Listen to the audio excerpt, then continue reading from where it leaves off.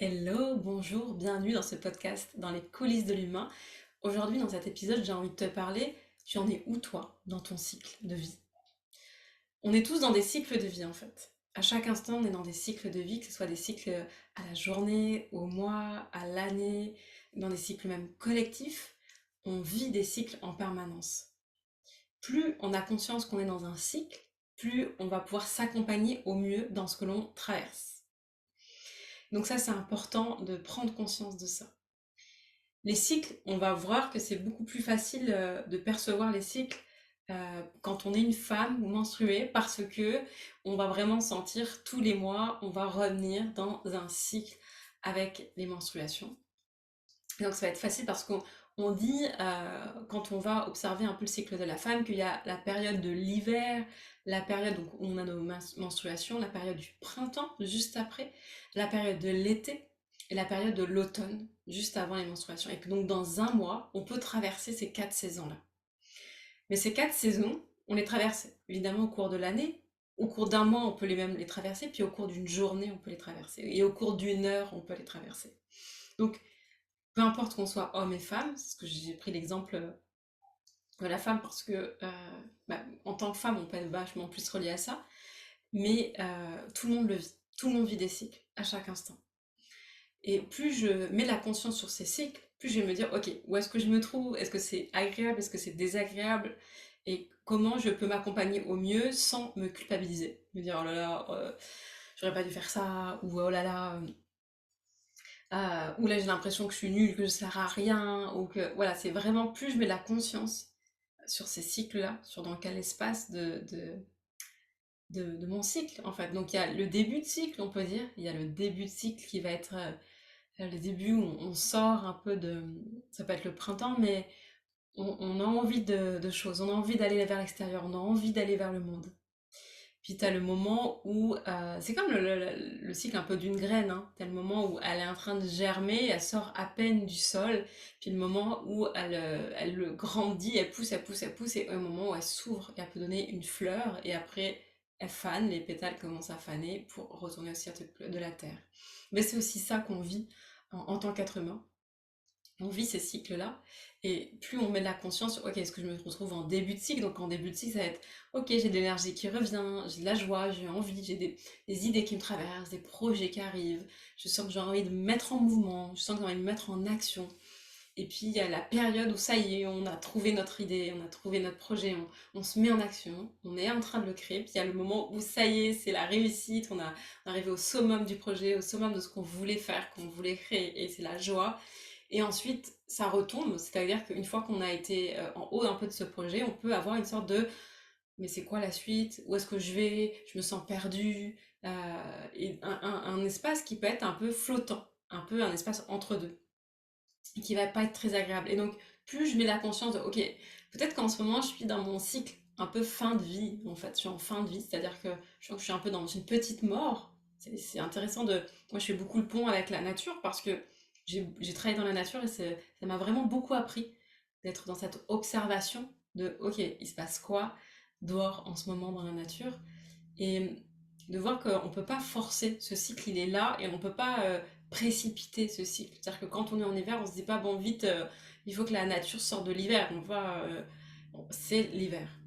Et comme on est à un moment donné, on va traverser des espaces où c'est l'été, c'est la floraison, il ne faut pas demander à la nature de se rendormir. Et puis on voit vraiment quand on observe la nature en hiver qu'il y a vraiment un temps de repos, un temps de régénération, un temps d'inaction. C'est vraiment un temps pendant l'hiver où les végétaux ne vont pas grandir. Ils sont pas en train de créer quelque chose. Ils sont vraiment dans des espaces où on a l'impression qu'il se passe rien. De l'extérieur, on a l'impression presque que c'est mort en fait. Et quand on traverse ça, c'est pas agréable dans nos vies. Quand on est dans cet hiver-là, dans ce petite mort où on a l'impression qu'il se passe rien dans nos vies, on a l'impression qu'il y a rien, on a envie de rien, on se sent perdu, on a juste envie de se reposer. C'est très important de se dire, ok, quand je vois ça, je vais le voir sans me culpabiliser en fait. Je peux voir qu'il y a des espaces où j'ai pas envie, où j'ai plus envie de rien. Et peut-être qu'il y a une part de nous qui va pas se sentir à l'aise avec ça, qui va vouloir tout le temps chercher à faire quelque chose, à trouver un nouveau projet, à vouloir y aller. Mais il y a des temps qui sont essentiels au repos. Et comme je disais, on a des temps, des saisonnalités dans un mois. On peut traverser ces 4 phases, on peut le traverser dans une année. Pas forcément aussi de manière différente en fonction des saisons. Parce qu'en plein été, au sein d'un mois en plein été, on peut traverser nos 4 saisons, donc aussi notre petite mort et notre hiver, même si on est en plein été. Et des fois aussi au niveau des années, il y a des cycles de vie qui se répètent. Hein, donc il y a des cycles de 7 ans, des cycles des fois de 9 ans.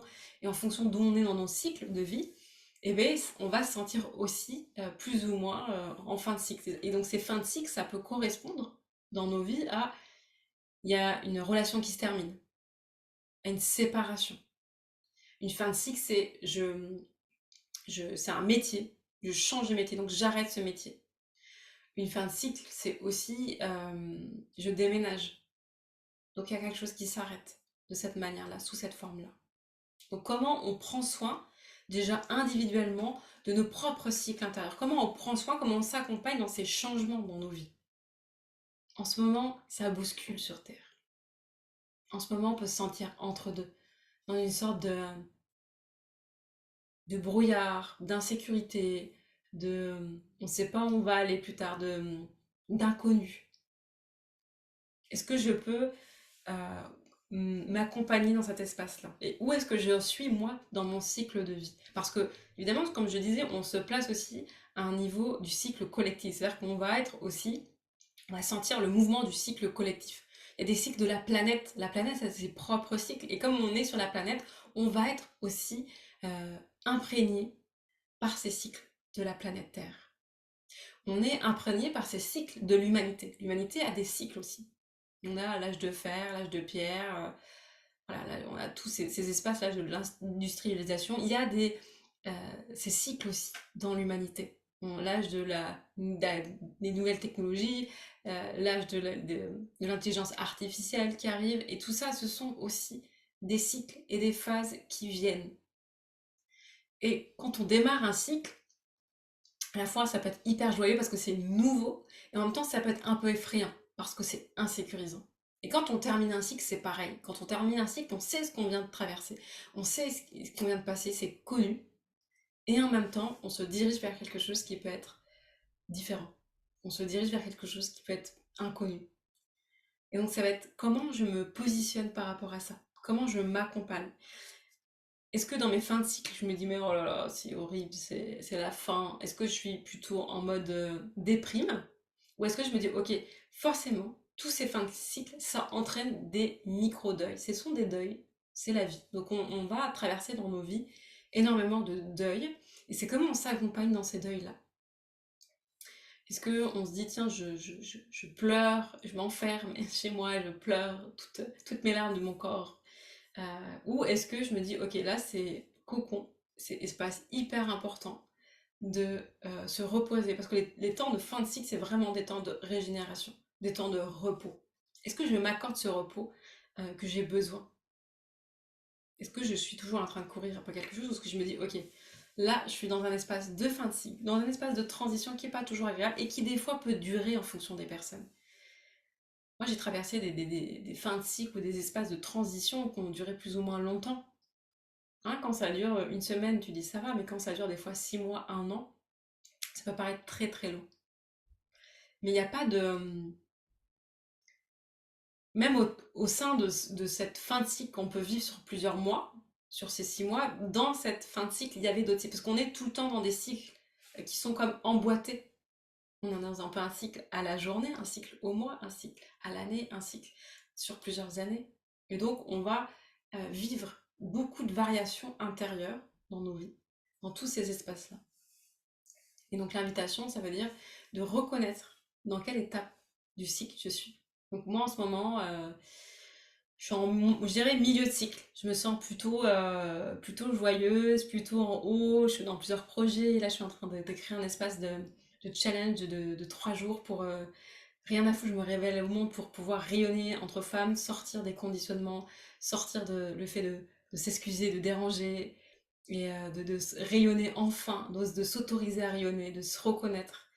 Et donc moi, je suis dans ce milieu de cycle parce que j'ai de l'énergie, j'ai de la joie, j'ai l'envie de partager, j'ai vraiment l'envie de transmettre. Et là, je me sens vraiment, on va dire, en haut de la vague. Que je suis sur, je surfe sur cette vague pour arriver en haut. Je sais qu'une fois je serai en haut, et je vais redescendre en fait. Ça va être dans ce cycle-là, je vais redescendre au creux de la vague qui va être une sorte de fin de cycle, une petite mort, et ça va être ok. Ça veut dire que je vais devoir à un moment donné le prendre en compte, de pas me culpabiliser parce que j'aurai moins d'énergie, pas me culpabiliser parce que peut-être que j'aurai moins de projets à ce moment-là, pas me culpabiliser parce que ben, je vais œuvrer différemment, je vais transmettre différemment, avec un autre rythme, avec des fois un autre ton de voix. Et ça va être parfait aussi. J'ai démarré mon début de cycle avec une couronne que je me suis achetée et de ce rayonnement-là, vraiment pour renouer dans cette souveraineté intérieure. Et pour moi, c'est hyper intéressant, hyper important de se reconnecter à sa souveraineté. Quand je dis sa souveraineté intérieure, et c'est là, c'est qu'est-ce que je suis en train de vivre, c'est que je reprends pouvoir intérieur sur ce que je vis et sur les actions que je peux poser pour prendre soin et faire preuve aussi de discernement dans tout ce qui est en train de se vivre. Et c'est ça qui est pour moi important aussi dans cette écoute-là, l'écoute de j'en suis où dans mon cycle, qui est aussi une reprise de pouvoir. Je suis en train de reprendre mon pouvoir quand je sens à quel endroit de mon cycle je suis pour pouvoir mieux m'accompagner. Moi, j'aime voir que la reprise de pouvoir, elle est dans plein d'endroits dans son quotidien. Plein d'endroits dans nos choix. Parce qu'on fait des choix chaque instant, mais à partir d'où on fait ces choix? Est-ce qu'on fait ces choix à partir de la peur? Est-ce qu'on fait ces choix à partir d'un conditionnement? Est-ce qu'on fait ces choix à partir de croyances, de mécanismes de survie? Ou est-ce qu'on fait ses choix à partir de sa pleine réalisation de dire ah, je sais pourquoi je choisis ça. Je sais pourquoi je choisis ça. Et donc ça va demander dans s'accompagner dans ces cycles, de savoir où on en est et comment on prend soin. Et moi, j'aime bien me laisser l'espace quand j'ai beaucoup d'énergie. Je sais que j'ai besoin d'espace pour créer, pour passer du temps. J'ai de l'énergie qui est là. Mon énergie, elle est disponible. Et je sais quand j'aurai moins d'énergie, sur le moment, ça me fait toujours un. Mais c'est comme c'est. Elle est où mon énergie? J'ai envie de faire plein de choses, je sens une fatigue, je sens une lourdeur. Et des fois, j'aime pas ça. J'ai pas envie de sortir, j'ai pas envie de sentir ça, et du coup, je suis en résistance. Est-ce que je peux aussi m'accompagner à me dire, ok, ça fait partie du process, ça fait partie de la vie. Et il y a des fins de cycle qui sont plus ou moins confortables parce qu'il y a des fins de cycle où on transforme beaucoup de choses dans nos vies. Des fins de cycle où voilà, moi, la fin de cycle que j'ai vécue qui est assez importante, ça a été l'année dernière, fin septembre, quand on a rendu notre appartement et qu'on partait en voyage pour plusieurs mois, on ne savait pas combien de temps, on ne savait pas exactement ce qu'on allait faire. Et donc il y avait une fin de cycle de j'avais un quotidien dans cette ville, dans cette région, dans cet appartement, et ça sera plus. Et c'est hyper important aussi d'honorer ces fins de cycle, de, de, de remercier ce qu'on a vécu dans ce cycle, plus ou moins long. Là, j'avais vécu à peu près 3 ans, 3 ans et demi dans cet appartement-là. Donc c'est aussi remercier, honorer ce qui a été vécu dans ces temps, que ça soit dans une relation, que ce soit dans un métier, que ce soit dans un lieu, que ce soit dans quelque chose une situation qu'on arrête pour passer à quelque chose d'autre, de complètement inconnu. C'est bien sûr que ça nous fait peur et que souvent on n'a pas envie de reconnaître ces cycles parce qu'on se dit oh là là, qu'est-ce que je vais découvrir de moi? Qu'est-ce que je vais découvrir dans ces fins de cycle? Dans ces débuts de cycle aussi. Et donc des fois on s'accroche à l'ancien, mais les cycles se font quand même en fait. Parce que les cycles c'est aussi intérieurement. En tant que femme, on le vit profondément parce qu'on va changer d'état, on va changer d'humeur, on va changer d'énergie tout au long de notre cycle. Donc c'est beaucoup plus marqué, nous en tant que femmes, même si tout le monde, comme je dis, tout le monde a des cycles, mais nous c'est plus marqué, donc on a plus l'habitude d'aller sentir ces cycles. Et le fait de regarder la nature, c'est une grande enseignante et elle va nous montrer que, ok, il y a des cycles, il y a des passages, il y a des moments, ça change, tout change. Et comment je m'accompagne dans ces changements?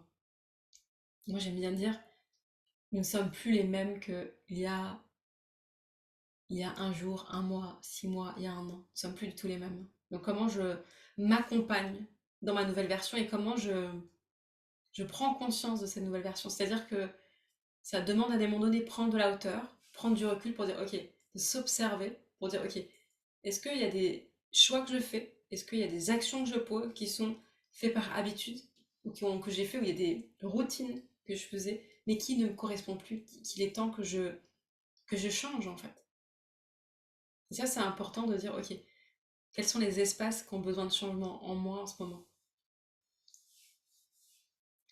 Et c'est hyper important. Moi, je fais le tri. J'aime bien faire le tri. Je suis quelqu'un qui adore faire le tri. Euh, le tri des fois des vêtements, le tri des objets. Là, c'est des moments où on a déménagé. Ça a été un moment énorme pour pouvoir faire du tri. Puis là, on a été 3 mois et demi à un endroit, donc on a encore bougé. Donc c'est aussi une histoire de, ok, je peux faire le tri. À chaque fois que je bouge et que je suis en mouvement, c'est qu'est-ce que je choisis de garder, qu'est-ce que je choisis de pas garder.